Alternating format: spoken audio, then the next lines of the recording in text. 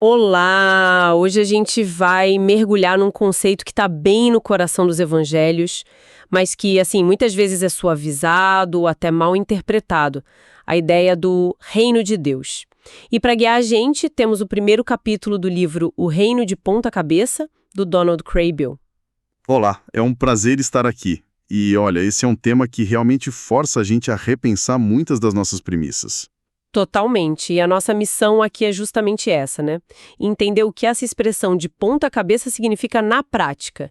Porque não é só uma figura de linguagem bonita, certo? Exato. O autor sugere que é uma inversão real de valores, que desafiava a sociedade daquela época e, talvez desafie a nossa ainda mais. Exatamente. A proposta do Kraybill é que esse reino que Jesus inaugura, ele vira a lógica do mundo de uma forma radical. Ele nos convida a olhar para o que a gente considera normal ou de cabeça para cima e a perguntar se essa é realmente a melhor maneira de organizar a vida. O capítulo já começa com uma imagem muito forte que vem de João Batista. Todo vale se encherá e se abaixará todo monte outeiro. Isso não soa como um pequeno ajuste. Não mesmo. Só como terraplanagem. Terraplanagem boa. É a metáfora perfeita. Uma terraplanagem social. Não é uma reforma, sabe? É uma reconstrução do zero. A imagem é de uma reordenação completa da paisagem.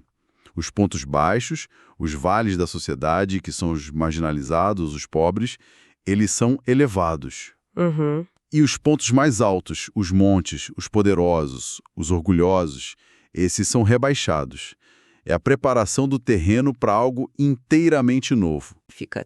É um texto que, se a gente lê com atenção, é surpreendentemente político. Muito político. O Kraybill destaca que a visão de Maria não é de uma mudança espiritual, intimista, é uma inversão social completa palpável. Ela canta que Deus dispersou os soberbos. Derrubou governantes dos seus tronos e exaltou os humildes. Ela está literalmente falando de poder. Exato. E não só de poder, ela fala de economia também. Encheu de bens os famintos e despediu de mãos vazias os ricos. É direto. Precisamente. O autor sublinha que, para Maria, uma jovem pobre, de uma região rural e oprimida como a Galileia, isso não era uma poesia abstrata. Era uma esperança concreta. Sabe, ela esperava que o Messias viesse para literalmente virar o mundo dela de ponta cabeça. Tirando os opressores do poder e dando dignidade para o povo dela. Exatamente. Para ajudar a gente a visualizar essa inversão, o Kraybill usa outra imagem que eu achei muito útil, a de duas escadas, uma do lado da outra. Sim, a analogia das duas escadas. Uma representa os valores do reino do mundo e a outra os valores do reino de Deus. E a chave da metáfora é que elas funcionam de forma inversa. Inversa como? Tipo, o que está no topo de uma está na base da outra? Exatamente isso. Poder, status, riqueza, prestígio, tudo isso te coloca nos degraus mais altos da escada do mundo. Mas no reino de Deus, esses valores são vistos com suspeita. São perigosos. Enquanto a humildade, o serviço, a simplicidade, O perdão. que o mundo muitas vezes vê como fraqueza ou ingenuidade, são os degraus mais altos na outra escada. A imagem fecha perfeitamente. Isso. Mas o texto deixa bem claro que isso não é um chamado para se isolar da sociedade, para criar uma bolha, né? De forma alguma. E isso é fascinante. A ação do reino acontece, nas palavras do autor, no meio do estádio da sociedade. Gostei disso. Os cidadãos desse reino estão no mesmo campo, jogando o mesmo jogo da vida. Só que eles seguem um livro de regras diferente, têm um técnico diferente e, o que é crucial, um objetivo final diferente. E qual a origem dessas regras? Porque é fácil pensar que é só uma atitude de ser do contra, sabe? Um tipo de rebeldia pela rebeldia. É um ponto crucial que o Kraybill levanta. A origem desses valores não é um impulso sectário de protestar contra a sociedade ou de ser diferente só por ser. A fonte, ele argumenta, é o amor e a graça de Deus. Ah, então a lógica é outra. É outra. Essa ética de ponta cabeça não é primariamente reativa, ou seja, contra o mundo. Ela é proativa, a favor de uma nova forma de viver. É uma ética que diz como devemos ordenar nossas vidas, não porque odiamos o sistema, mas porque amamos a Deus e ao próximo de uma forma radicalmente diferente. Isso me leva a outro ponto que o autor martela bastante, a ideia de que o reino de Deus não é só um sentimento, uma experiência mística no coração de cada um. Ele define como uma ordem coletiva. Essa palavra, ordem, muda tudo, muda completamente. E para explicar, ele faz uma distinção muito boa entre um agrupamento e uma coletividade. Certo. Um agrupamento, ele diz, são pessoas no mesmo lugar por acaso. Tipo, um grupo esperando na faixa de pedestres para atravessar a rua. Estão juntas, mas não estão conectadas, não têm um objetivo comum. Não existe interdependência. Se uma pessoa sai, o grupo continua essencialmente o mesmo. Futebol. O que um faz afeta todo mundo. Isso. O reino de Deus, segundo Kraybill, é uma coletividade. É uma rede de pessoas que submetem não apenas seus sentimentos, mas também seus relacionamentos e suas estruturas ao governo de Deus. Tem uma citação no livro que resume isso de uma forma matadora. Diz que o reino é um estado de relações, não um estado de mente. Essa frase é a chave, porque relações implicam cidadania, lealdade, obrigações mútuas. Ser parte de um reino significa ter uma relação com o rei, com os outros cidadãos E até com os reinos vizinhos. Isso tira a fé do campo puramente individual, subjetivo, e coloca ela bem no centro da vida social. Exatamente. E a vida de Jesus seria a demonstração prática dessa ordem social. Kraybill argumenta que, historicamente, a teologia cristã focou muito nas palavras de Jesus para criar doutrinas, mas às vezes negligenciou seus atos. E são os atos que revelam a natureza do reino. Exato. Com quem ele comia, onde ele andava, como ele tratava as mulheres e os cobradores de impostos, como ele lidava com as críticas. A encarnação, a vinda de Deus como ser humano, tornou o espiritual em algo social, visível, palpável. E essa ideia de que a fé tem que ser palpável, social, parece ser exatamente o que muita gente tenta evitar, não é? O autor até fala sobre isso, sobre umas rotas de fuga que foram criadas para suavizar essa mensagem. Sim, ele lista 5 grandes desvios, como ele chama. São basicamente 5 argumentos muito comuns e muito eficientes para diluir ou simplesmente descartar a ética do reino por ser desconfortável demais. Ok, vamos olhar para eles. Um dos primeiros argumentos é basicamente dizer que a gente não pode confiar nos textos. A ideia de que Jesus está perdido na história. Isso, o desvio cético. E que, por isso, não dá para saber o que ele realmente disse ou fez. Pois é, e o autor contesta isso de forma bem direta. Ele reconhece que existem complexidades nos textos, camadas de interpretação, claro, mas diz que os temas centrais da mensagem de Jesus são historicamente muito confiáveis. Uhum. A grande maioria dos estudiosos, religiosos ou não, concorda que um homem chamado Jesus de Nazaré pregou sobre o reino de Deus, acolheu marginalizados, criticou a elite religiosa e foi visto como uma ameaça tão grande que foi executado. Então, dizer que não sabemos de nada pode ser uma desculpa conveniente para não ter que lidar com a mensagem. Pode ser. É uma forma de colocar a mensagem a uma distância segura, sabe? Se ele está perdido na história, a gente não precisa se preocupar com as implicações dele para nossa história, aqui e agora. Certo. Mas e o segundo desvio? Digamos que a gente aceite a história, mas argumente que a cultura da época é tão diferente que a mensagem se torna irrelevante. A ideia de que Jesus está envolvido por uma cultura irrelevante. Essa é outra rota de fuga muito popular. Ele falava para uma sociedade agrária, de vilarejos.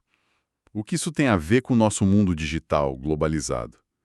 E o fascinante é como o Kraybill vira esse argumento de cabeça para baixo. Como assim? Ele diz que entender o contexto cultural de Jesus, na verdade, esclarece e intensifica a mensagem.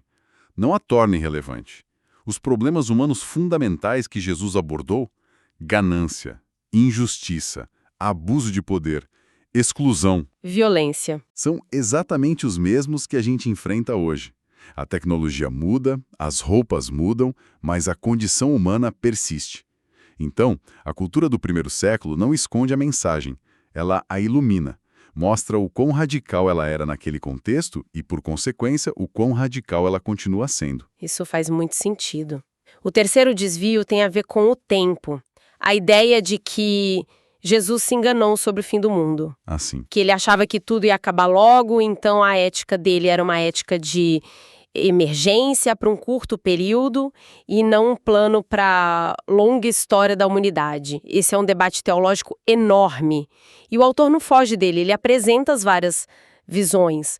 O reino que já veio, o reino que é só futuro, e a visão que a maioria dos estudiosos adota hoje, que é da tensão do já e ainda não. O reino que foi inaugurado, mas que ainda não chegou à sua plenitude. Exatamente. Mas o Crable propõe uma saída para a gente não ficar preso nesse debate de cronograma. Ele sugere que a gente veja o reino de Deus menos como um evento datado no calendário e mais como um símbolo geral elástico. E qual seria a questão principal, então? A questão não é quando o reino chega, mas quem governa e como se governa agora. É uma questão de poder e autoridade no presente. Quem está no comando da sua vida, da nossa sociedade? Cristo ou César? A lógica do mundo ou a lógica do reino? Isso desloca totalmente a questão. Não é sobre prever o futuro, é sobre lealdade no presente.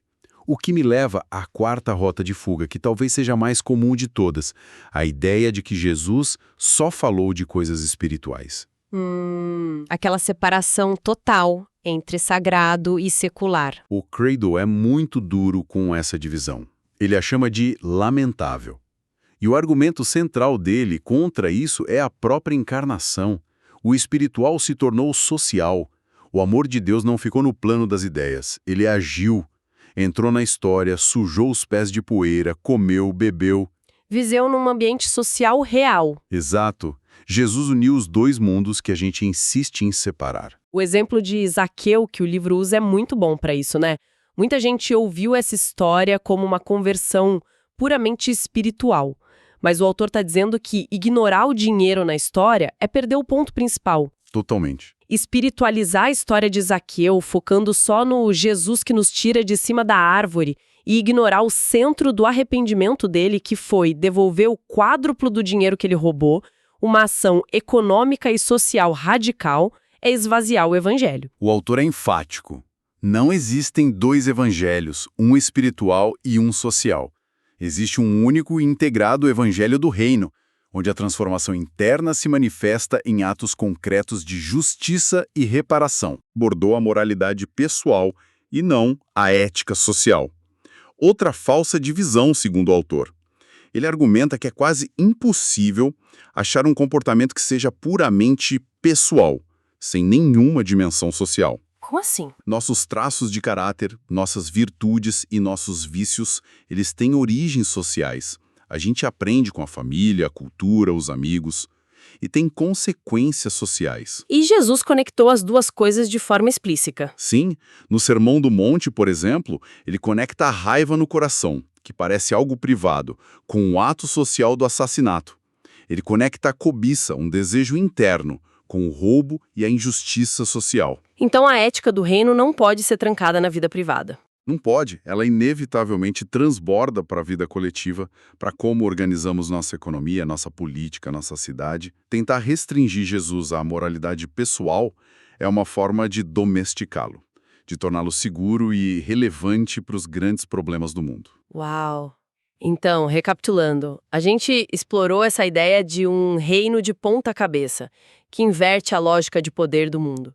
E vimos 5 desvios muito sofisticados que tentam neutralizar essa mensagem. Isso. Dizer que a história não é confiável, que a cultura é irrelevante, que o tempo estava errado, que era tudo só espiritual ou apenas pessoal. Se a gente conecta todos esses pontos, qual é a grande conclusão? A grande conclusão que o Kraybill nos oferece é que o reino de Deus quebra nossas categorias mentais. A nossa mente adora caixinhas, né? É presente ou futuro, é espiritual ou social, é pessoal ou político. E a resposta do evangelho parece ser sempre ambos. É uma realidade maior, mais complexa do que as nossas caixas lógicas conseguem conter. Exato. É mais integrada. E o texto não termina como uma análise acadêmica para ficar na estante, ele deixa um chamado implícito, né? Sim. Isso levanta uma questão importante para quem está ouvindo. O convite nos ensinamentos de Jesus não é para estudar o reino como um objeto curioso, mas para entrar nele. Não é para dissecar, é para participar. Isso. A pergunta final que o texto nos deixa não é o que você acha disso, mas sim como a gente vai responder a isso. Isso nos deixa com um pensamento final para refletir. A fonte enfatiza que os valores do reino vêm do amor de Deus, e não de um impulso sectário de se opor à sociedade. Se isso é verdade, como seria viver uma ética de ponta cabeça que não se baseia principalmente no protesto ou na oposição, mas que é, em vez disso, uma expressão positiva e construtiva de uma forma diferente de amor na vida pública?